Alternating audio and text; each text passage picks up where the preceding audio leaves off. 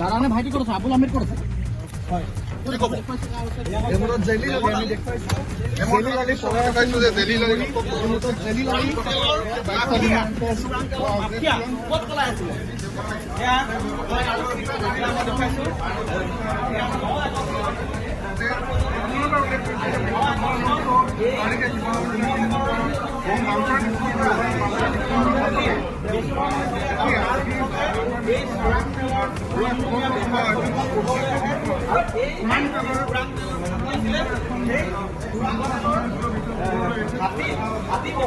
হয়, এইটো আমাৰ SP সুব্ৰজ্যোতি বৰা ছাৰৰ সবল নেতৃত্ব, তেওঁৰ ছুপাৰভিজন, ষ্ট্ৰং ছুপাৰভিজন আৰু আমাৰ টিমটোৰ ওপৰত যিটো তেওঁ বিশ্বাস ৰাখি পেলাই আমাক গধুৰ দায়িত্ব দিলে, সেইটোৰ ফলশ্ৰুতিতে আজি আমি সক্ষম হ'লোঁ কুখ্যাত অপৰাধী দুজন ধৰিবলৈ।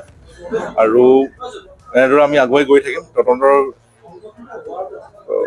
প্ৰক্ৰিয়াটো চলি থকা সময়ত কিছুমান কথা মই ক'ব নোৱাৰো, এইটো ঊৰ্ধ্বতম কৰ্তৃপক্ষই আপোনালোকক জনাব।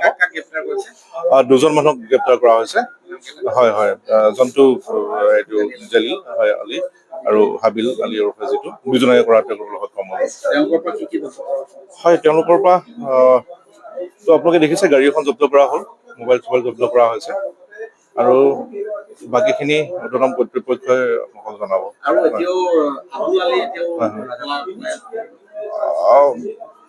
চব মানে এটা 2 দিন দেৰি হ'ব পাৰে, কিন্তু আমাৰ যোনটো সদায় আমি সেইটো কামতে আমি ব্যস্ত থাকো, গতিকে আমি যেনেদৰে সক্ষম হ'লো আগন্তুক দিনটোকো আমি সক্ষম হ'ম ছাৰৰ সবল নেতৃত্বত। টিংৰাইত আমি এটা চোৰচৰ মতে গৈ লোকেশ্যন ট্ৰেচ কৰি আমি টিংৰাই ৰাইটাং গাঁৱৰ পৰা আমি ধৰা গৈছে তাক জেলিল আহমেদক। তেওঁৰ পৰিচয় মোবাইল 4-5টা আৰু ভেনু গাড়ী এখন, হোণ্ডাই ভেনু গাড়ী এখন আমি উদ্ধাৰ কৰিছোঁ। পলাবলৈ চেষ্টা কৰা নাই, যিহেতু আমি তাক হাতেলোতে তাত শুই আছিলে।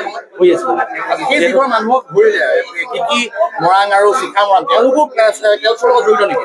সেইটো আমি তদন্তত ওলাব, কিন্তু সদ্যহতে আমি তেওঁলোকক একো বেকগ্ৰাউণ্ডটো নাজানো। তেওঁলোকৰ ডিটেইলছখিনি আমি ডিগবৈ PSত দি থৈ আহিছোঁ আৰু ইনভেষ্টিগেশ্যনত যদি তেওঁলোক হয় তেওঁলোককো আমি ধৰিবলৈ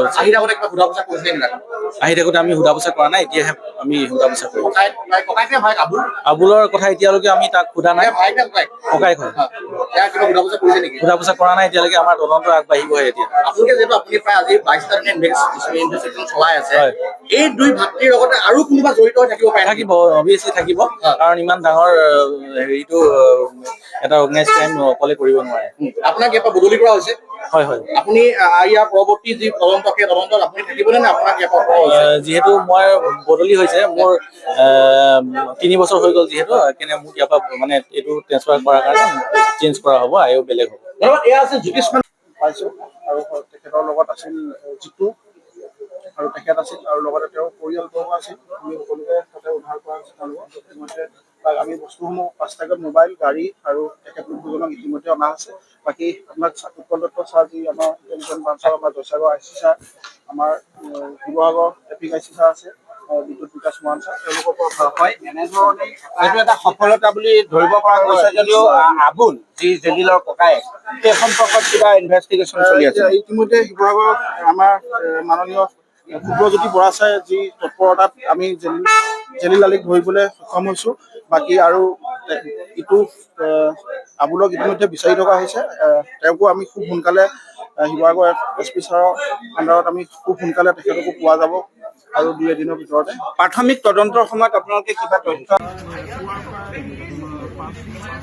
5:30 বজাত আমি তেখেতক টিংৰাইৰ পৰা এঘৰ মানুহৰ পৰা আমি তেখেতক পাইছোঁ আৰু তেখেতৰ লগত আছিল জিতু আৰু তেখেত আছিল আৰু লগতে তেওঁৰ পৰিয়ালবৰ্গ আছিল। আমি সকলোকে তাতে উদ্ধাৰ কৰা ইতিমধ্যে আমি বস্তুসমূহ 5টাকৈ মোবাইল, গাড়ী আৰু তেখেতলোকক ইতিমধ্যে অনা হৈছে।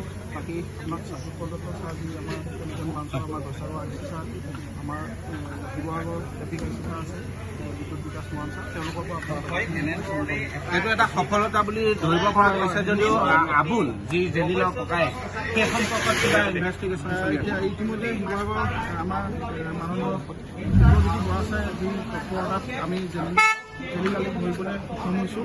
বাকী আৰু ইটো আপোনালোক ইতিমধ্যে বিচাৰি থকা হৈছে, তেওঁকো আমি খুব সোনকালে শিৱসাগৰ SP ছাৰৰ আণ্ডাৰত আমি খুব সোনকালে তেখেতক পোৱা যাব আৰু 2-এদিনৰ ভিতৰতে। প্ৰাথমিক তদন্তৰ সময়ত আপোনালোকে কিবা তথ্য তেওঁৰ পৰা উদ্ধাৰ কৰিব পাৰিছে নেকি? নাই একদম বিশেষ এতিয়া জনাব বিচৰা নাই, আপোনালোক ছাৰৰ পৰা জানি ল'ব পাৰিব। হয়, যিকোনো খবৰৰ বাবে যোগাযোগ কৰক 7099017330 লগতে 7099017110 নম্বৰত।